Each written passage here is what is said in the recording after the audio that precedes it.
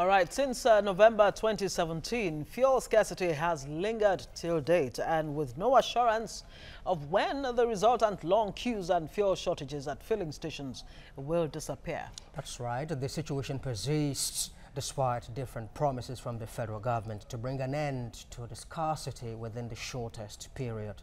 The House of Representatives has decided, therefore, to wade into the matter and are demanding at the moment that the executive submit a supplementary budget of 800 billion naira, that is, to the National Assembly. And the reason is to offset the debts allegedly owed fuel marketers. Yes, indeed. Now, the House Committee on Petroleum Resources downstream says if offsetting the debt would end the scarcity, it was the right step to take by the federal government. The lawmakers say all marketers stopped importing fuel due to the huge debt owed them, and that the NNPC could not handle the importation of petrol alone, hence the continued scarcity of petrol. Now, if the latest threat, depot owners, anything to go by, the fuel scarcity may get worse in another 2 weeks. Now, Depot and Petroleum Products Marketers Association of Nigeria has given the federal government a 14-day ultimatum to settle the 650 billion naira debt allegedly owed its members. Let's now bring in Head Research, Global and Development Assets Management Limited, Oluwasina Olubu. Oluwasina, thank you very much indeed for coming. Thanks for having me. All right, well, the House of Reps member are of the opinion or of the view that if this will create a solution to the lingering crisis that we have on the ground at the moment, then it's worth it. Do you think it is worth it? Thank you for having me once again. Having the debt paid is worth it in the interim.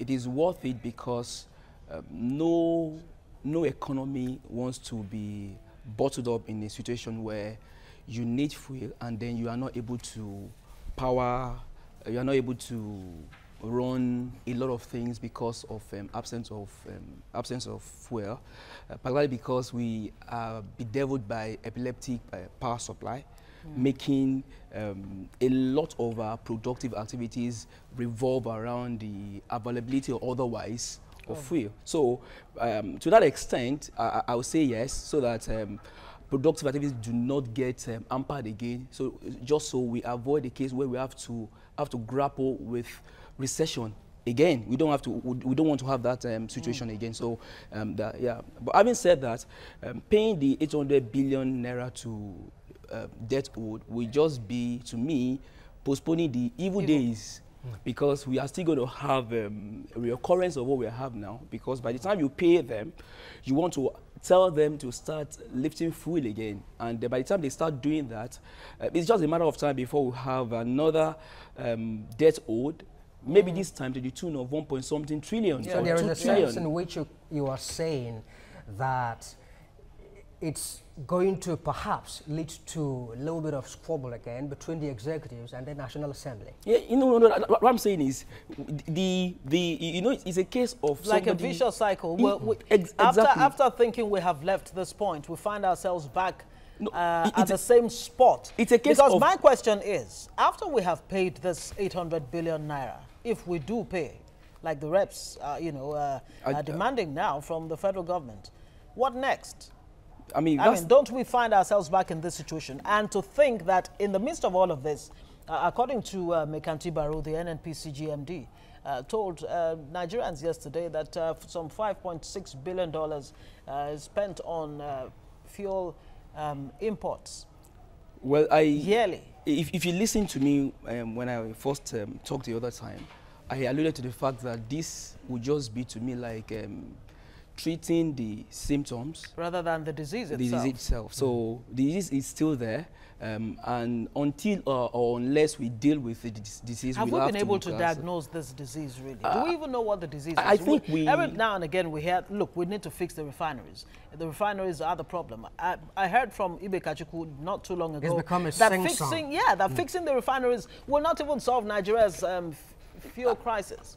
So what will? With all due respect to the Honorable Minister. I think that if we have been able to fix our refineries, we will not have these issues. And I'll tell you, I would scientifically tell you that. Now, we have 4 refineries, 2 in Port Harcourt, 1 in Warri, and 1 in Kaduna. Yeah. Now, the combined capacity, installed capacity of the 4 refineries is 450,000 barrels per day, which translates to 71 million liters per day. Now, our demand as Nigerians, or as Nigeria, is about 50 million liters per day. So if we have installed capacity of about 71 million liters per day, and our demand is 50 million, it goes to say that if we had a refinery working something near full capacity, even if it's not, yeah, I mean, we will not be in